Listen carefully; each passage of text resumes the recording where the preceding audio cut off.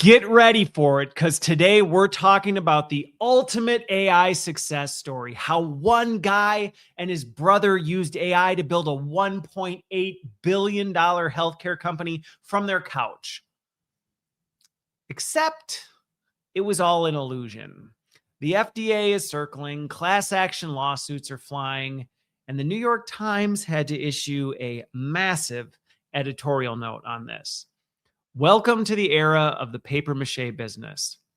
I'm Christopher Lind, and this is Future Focused. And this week, we're going to talk about the Medvi situation and how, while the New York Times glazed them as a solo founder AI-based unicorn, all it really was a couple of guys using AI to build a massive storefront for the GLP-1 weight loss drug, and then used AI to deepfake patient photos, created fake doctor endorsements, and then ended up outsourcing all the actual medical work to unmanaged or poorly managed third parties. But really, this episode isn't just to talk about the shady startup. In fact, what I just went through is about really all I'm going to share specific to it. It's a warning about the dangerous myth of the AI shortcut many people are believing, and why trying to skip all the hard work of building the actual foundation is a trap that we're all vulnerable to if we don't watch out.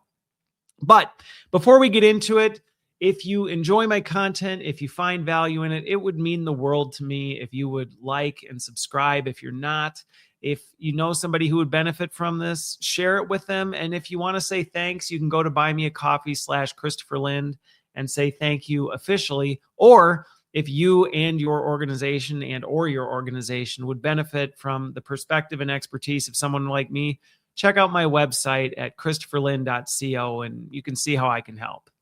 Okay, so let's talk about kind of what's going on here, because the reality is this isn't unique to Medvi. It's actually not even really unique to the AI situation. But we have to acknowledge the fact that AI has largely democratized the artifacts of a business. You can make slick websites and 24/7 customer service bots, and you can polish up your marketing copy. You can do all this fancy papier-mâché stuff on the outside. But that's the problem, is the artifacts are just papier-mâché. They're just a veneer. They aren't actually robust infrastructure. They aren't capability.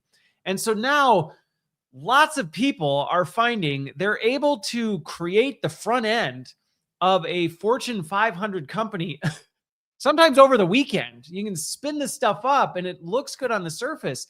But if you take more than a minute to scratch beneath the paint, or things start scaling and real work starts happening, you very, very quickly discover it's completely and utterly structurally hollow. Now, the thing is, this isn't unique to just startups or things like that. And that's why I wanted to cover it this week, because this really applies to everybody. And there's three distinct audiences that I think really need to pay attention to this, although I think it's universally relevant. I think and talk to a lot of small business owners and founders who are really trying to use AI to punch above their weight. And, they can use AI to generate demand for 10,000 customers as a small startup.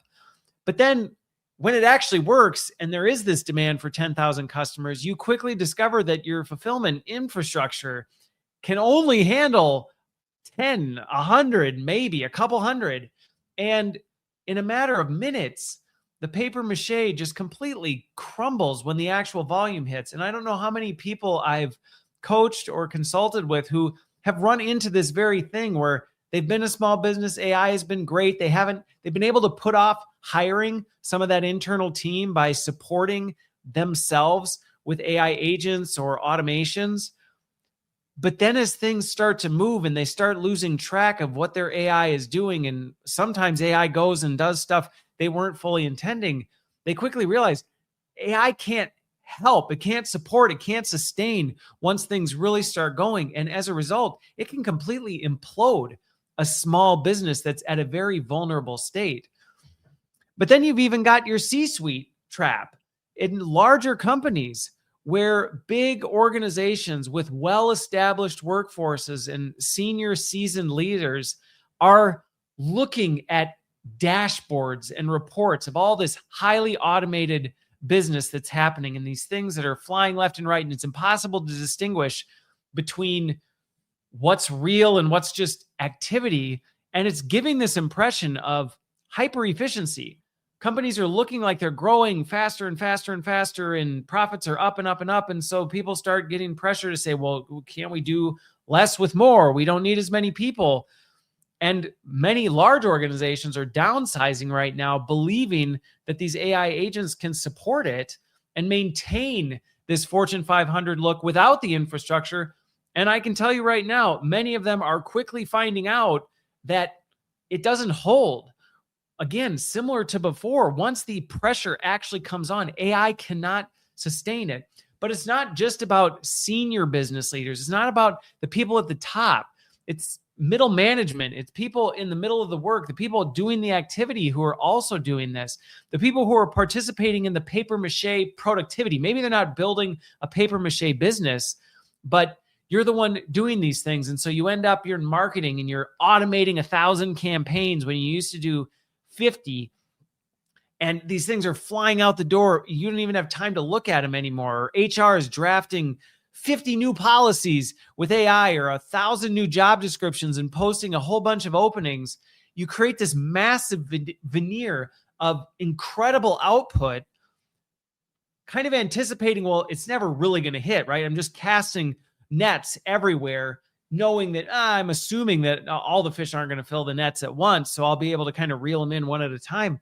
And people are quickly discovering that they just keep casting more and more nets. And even if all of them don't fill, some of them start, and the downstream humans start drowning. The people who are left to try and support this infrastructure end up just collapsing under the weight of it. And that's the thing, is real businesses have humans in place to oversee the work that's happening, to catch errors before they accelerate out of control, to actually manage and maintain the things that have to happen, and to guard the things that are worth protecting. But as we keep standing up AI, we're removing all the shock absorbers, and we're taking all of that out of the organization, whether it's a new startup scaling up super fast or a massive organization that's been in place forever that's really trying to run as lean as humanly possible. In any case, you strip out all those sharp shock absorbers, and the moment you hit a bump, the whole thing just explodes. And that's the thing, is AI is making it incredibly cheap to build these veneers to prop up these paper mache appearances. But the reality is, the cost of building actual capability, it hasn't changed at all. And that's the problem that many organizations are running into, is that even if they start to discover it, they realize very quickly, you can't just paper mache your way to a solution. And so once the shock blows out, you can't just strap it back on. It's a giant mess. Now, like I said, this isn't unique to AI. And that's one of the things I really want to emphasize here, because there's a lot about, that goes on, and this happens all the time with major transformations, as people end up saying, oh, well, AI is doing this. AI isn't doing this. Just as an example, okay? I think I'll pick on one that most people should be familiar with. If you don't remember, think of Theranos. If you remember the whole, you can do all your testing from a drop of blood.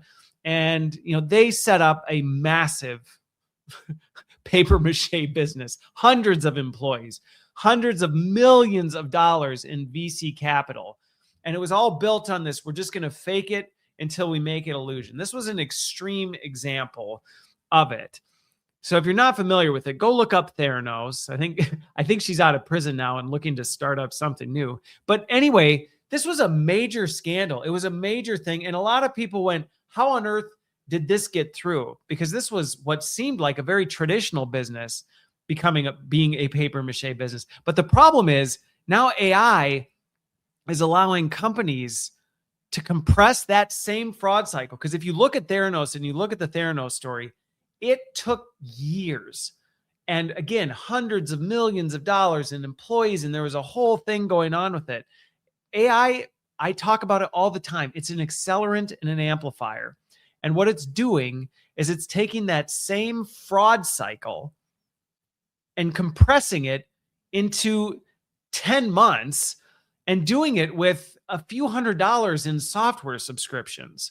And so the speed limit on trying to fake it till you make it has been completely removed. We're on the Autobahn here. And so Medvi, in my opinion, they're just a canary in the coal mine. This isn't some unique use case. This is a warning to all of us that because AI is removing the speed limit and removing the guardrails, we are going to see and are already starting to see a complete tsunami of these utter and totally hollow companies scaling massively and then collapsing. But this isn't just about, your internal operations. So if you're thinking this is a warning of like, oh, okay, well, I'm good. I'm not going to do this. I'm not allowing this to happen to me. I'm being really careful and conscious, and we're using AI wisely. We're using it discerning. So, thank you, Christopher, for drawing attention to this. But I think we're good.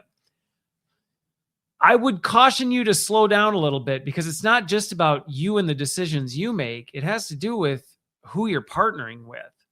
And with the mass surge of this becoming a pop trend for people to stand up these paper mache businesses that can pretty effectively pass all of our former legitimacy tests, you run the risk of teaming up with a paper mache company and not even realizing it until it collapses in your moment of need.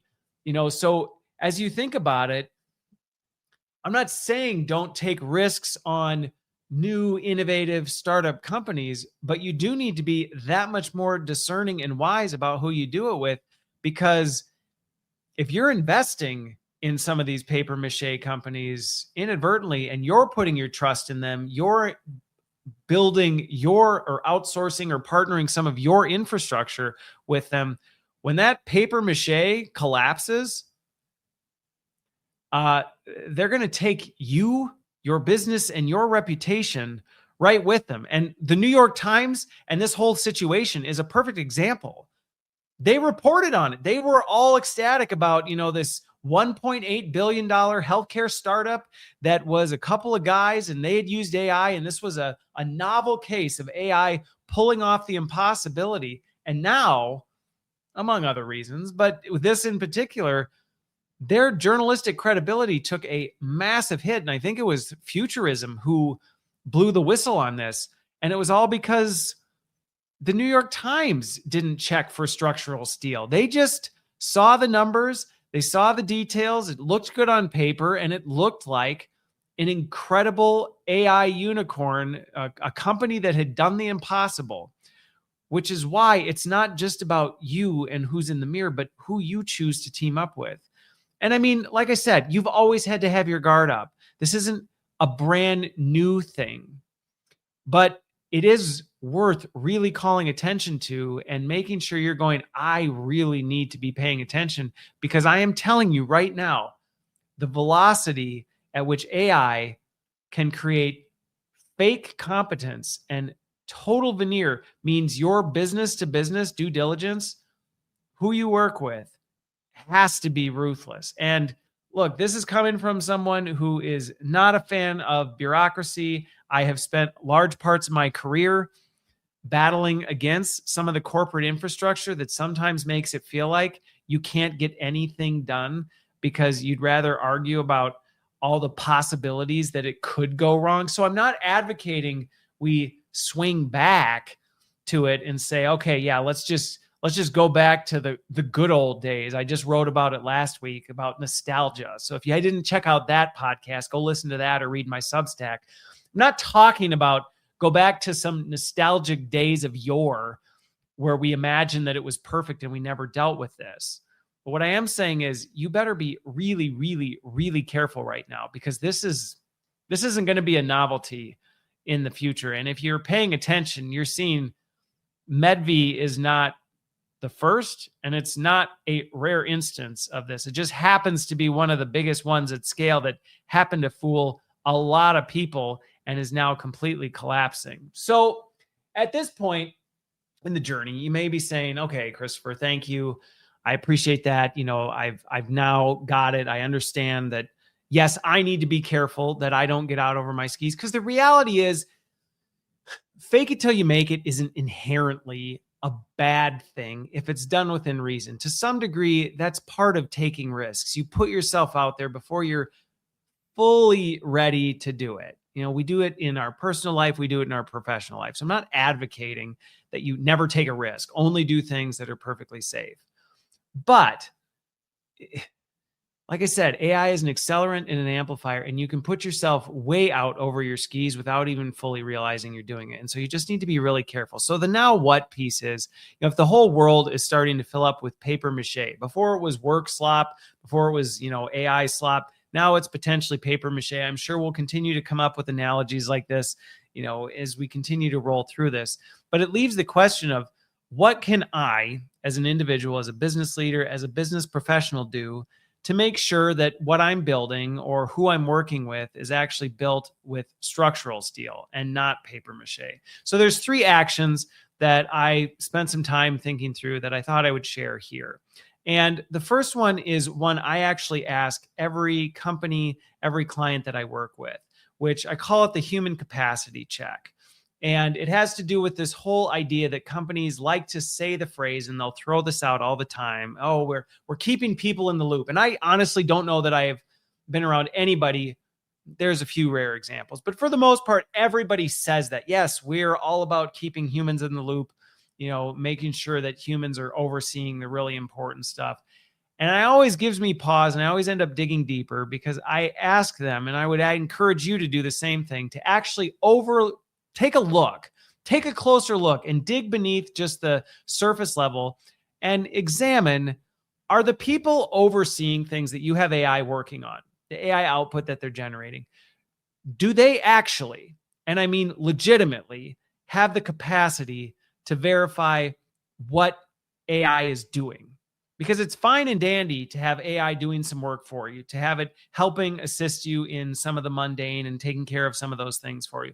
But then you have to ask, do I actually have capacity? Do the people who are doing this have capacity to actually examine all of the stuff AI is looking at? And you need to ask that question both in the mirror and to the people you're working with and overseeing. Because if they go, yeah, not really. I mean, I think so, but I don't, I'm happy with what AI is doing. I just don't really have the capability to check. I mean, ask them, do you stand behind everything AI is doing? If you have AI doing things for you, would you put your name on it? And if somebody saw it and engaged with it and they came back to you and confronted you on it, would you go, yeah, I know, and I stand behind what it is? Because if you go, I don't know, I didn't really get a chance to take a look, then you're out over your skis. Then you're no longer building with structural steel. And that's a really good test that you can run with your teams and the people that you're working with. Ask follow-up questions. Challenge some of the stuff that's coming forward. I'm not saying you put people on the stand and demand to know whether it was AI generated or not. If you follow my stuff, I think that's a silly exercise to get involved with. But ask follow-up questions. Do people have the time and capacity to understand what they have AI doing for them? And the only way you're going to know is to dig in and actually examine that. And if they don't, it's not about blame. It's about figuring out why. Is it because you're pushing so hard? The expectations are so high. People are turning to AI because they just are trying to keep their head above water, and that's it. Because if they are, you do not have load-bearing walls. You have taken out all the load-bearing structure in your organization, and all you have is a human rubber stamp. And a human rubber stamp will not stand up when the heat turns up and the pressure starts pushing. So that's action number 1 that I think everyone should do individually and as leaders. The other one is do a stress test. Like, pick, if you have an AI initiative, if you're doing something with AI, pick the one you think is most successful, the one you go, this is working really well. We feel like it's scaling and it's really helping us with things.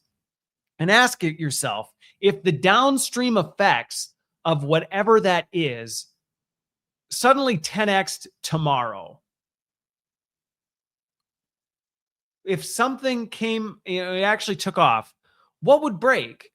And actually take a look at that, because I see this happen all the time where, people have AI agents doing this stuff for them, thinking, again, here's a personal example that I know somebody who ran into this.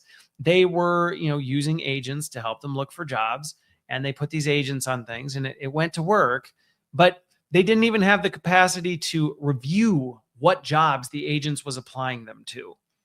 They didn't even know what it was until they just assumed it's fine. The market's bad. It's no big deal. I'll just figure that out on the other end. And well, unfortunately for them, you might think this is a good thing, but it wasn't. Unfortunately for them, it worked. They got so many calls, they didn't know what to do. And the problem was they ended up looking like a complete idiot when they started getting these screeners, because these were jobs they were not qualified for. They were jobs, and AI had changed their resume. It had applied them to things that didn't have anything to do. And that was a personal example, but I see this happening all the time. And you see this in some of the stuff where, you see companies putting out marketing copy or marketing content, and they're moving so fast, they're just putting it out there. They don't have time to check it until it blows up. And then it's like, oops, how did that get out? Oh, well, we were just moving so fast. So actually take a look at some of this stuff that maybe you just go, we get such a low return on it. We're just letting AI do that, and we're sure it'll be fine. But actually think about, what if it wasn't a low return? What if it actually picked up? Do you actually have the infrastructure to support it? And if you don't, what would be your plan to put it in place very rapidly? Because you might go, well, that's a good problem to have. Yeah, if you have a plan for what you're going to do, should it actually hit. If you don't have a plan for what you're going to do and you don't have all that stuff in order, you're cooked. And so take the time to actually think about those things. And yeah, maybe you do still kind of move forward a little bit and go, well, we're not there yet. It's not hitting yet. I'm not saying do stuff and don't pay attention to AI, but if you're a little out over your skis with AI and you're like, should it pick up? We know what to do. Okay, fine. So long as you know what to do and you know how to rein it in. If you're like, we wouldn't even have the skills, the capability, any plans, any vendors in place to help support it, you might want to slow down and actually figure things out. The third and final one is actually, and this is an important one that goes back to, it's not just about you and your organization. Take the time to ask follow-up questions and investigate past the veneers of the people and the partners that you work with. If you're seeing a snazzy new app or a flashy new capability and all you got to do is sign up and it's promising all these other things, ignore just the typical metrics, the speed of their output, the low cost, the promises of, limitless efficiency and unlimited output with no downsides. Look past that. Actually ask follow-up questions.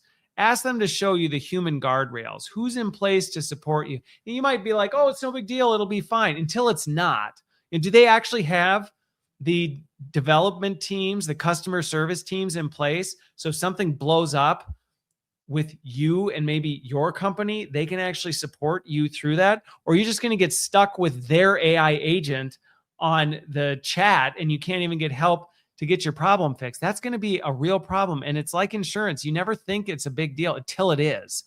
And then you quickly discover just how bad it is. So ask follow-up questions. Ask to see their governance. Ask to see how they're managing. Ask follow-up questions. Ask about their operational capacity beneath the AI. Ask how frequently you actually will interact with people. And what capabilities and capacities do you have to actually work with another human being should you need to? Because this can get out of hand real fast and you can find yourself in a really, really difficult spot. So I hope this has at least made you pause and think a little bit, because I get it. The cultural tide right now is like, go fast, go big, figure it out later. It'll be fine. You can clean up the mess afterwards. And I am telling you, in the work that I do, the mess that you may have to clean up, that you will have to clean up, is always more time consuming, more expensive. It's worse all around, far worse than anything you gained out of it.